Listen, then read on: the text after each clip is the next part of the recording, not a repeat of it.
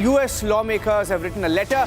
I'm going across straight to the breaking news coming in of a group of US lawmakers who've now written to US Secretary of State Marco Rubio expressing concern over Pakistan's escalating campaign of transnational repression, human rights abuses, militarization under Shehbaz Sharif and Asim Munir.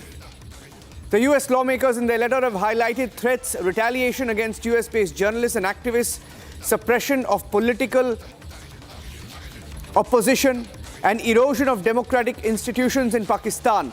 US lawmakers urging the Trump administration to impose sanctions, including visa bans and asset freezes, and seek detailed answers on US policy actions regarding Pakistan's human rights situation. This is a very, very serious charge, and they have written in their letter that there are rising transnational repression under Pakistan administration, specifically targeting US citizens and residents who criticize Pakistani military, worsening human rights crisis under Shehbaz Sharif and Army Chief Asim Munir, violation of freedom of expression in international law, opposition leaders being held without charge, denied fair trials, journalists abducted, silenced or forced into exile. Major Samar Paltur joining us on the story right now. Major Tur, it was about time, but it appears that in this particular letter, they are specifically mentioning about perhaps a reference to Imran Khan and also what's been happening within Pakistan to anybody who dare criticize Asim Munir. Well, Niranjan, if you see, last week there was a statement by Jeremy Lawrence, who's the UN human rights spokesperson. And he has very categorically said that, there is a grave concern for the military accountability in Pakistan. Because everybody knows it's been changing the rules, it's dominating the law as per its whims and fancies. And it's, subjugating the judiciary, and there is a lot of interference by the military, which leaves the Pakistan citizen without any, democratic rights. And when you get to change the rule of the law as per your own, wish and will, then I do not think that the world is a fool. World has taken cognizance of the situation and the seriousness of the fact that, you have actually meddled in the term of a sitting Prime Minister, Imran Khan, and you have now literally jailed him. And there has been not a single term in Pakistan which has gone without such an act of imprisonment of their Prime Ministers, former Prime Ministers. And so, keeping this in mind, I think, and the inflation rates, the unaffordability of basic food items for the people of Pakistan, with the fuel prices going very high, with milk almost touching 600-700 rupees a litre. So, it is a time to reckon with, and UN has taken a timely call. Now, it all depends on how they are going to react.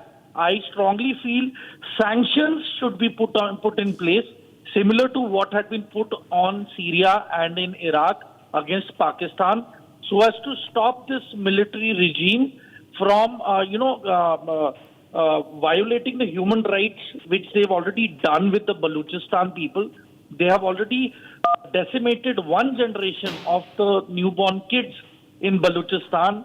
The same now they are doing in Khyber Pakhtunkhwa, by bombing these villages in the name of anti-terror operations and killing dozens of children and women. So I think this mayhem and nonsense has to be called out, which I'm very glad it has been done so. And it is time that the world puts a stop on all these, the mockery of democracy has to stop in Pakistan right away. Niranjan. Yes.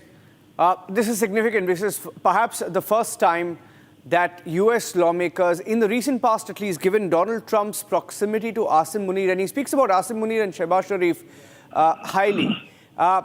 We will have to wait and watch the Major Tur on the implication of this and whether they will entertain, given the kind of ties that Donald Trump enjoys with the Pakistan current establishment?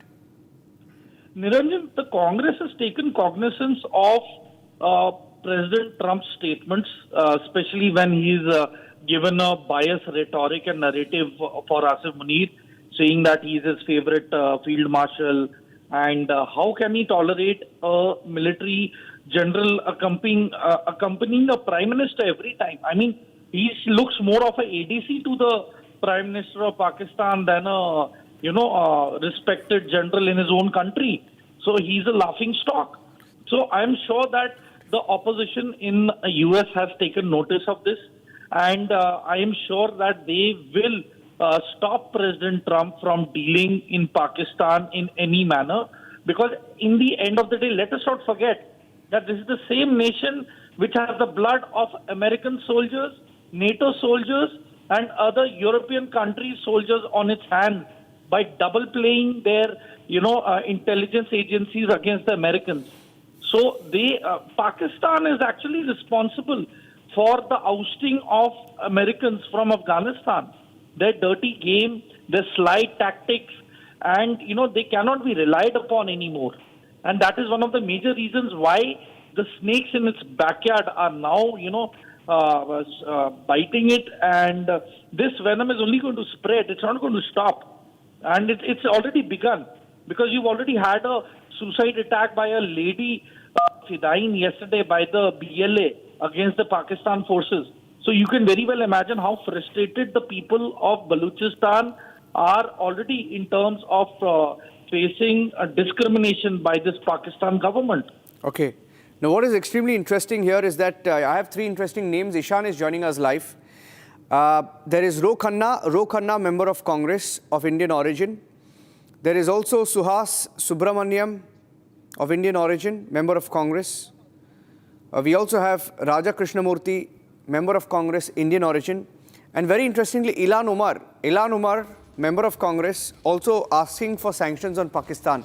Very interesting. Ishan, if you can take us through the full letter and take us through the implications of such a letter, the process involved now that it's been ratified by the Congress. I see the letter with the signatures of 44 congressmen. What happens next?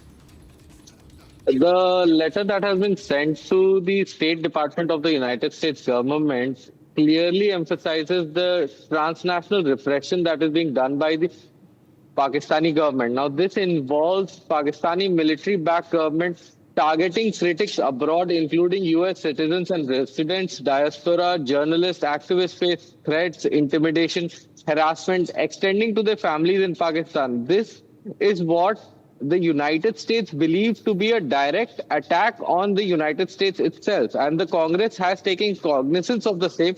And there are these sanctions that can be put in place that are known as the Grey Sky sanctions regime. These sanctions extend to freezing of assets, imposing of tariffs, and most importantly, restriction of trade and visas. The senators and Congress members have demanded that hearings be held on this, and once the hearings start, this may lead to U.S. policy changes towards Pakistan in general. The families of US-based journalists like Ahmed Noorani have been directly targeted, and this was one of the impending reasons why this particular letter was signed by so many Congress members and sent to the State Department. Thank you for that. I'll have to interrupt you there. I'm getting in some breaking news of some more action against Maoists. There's been another major success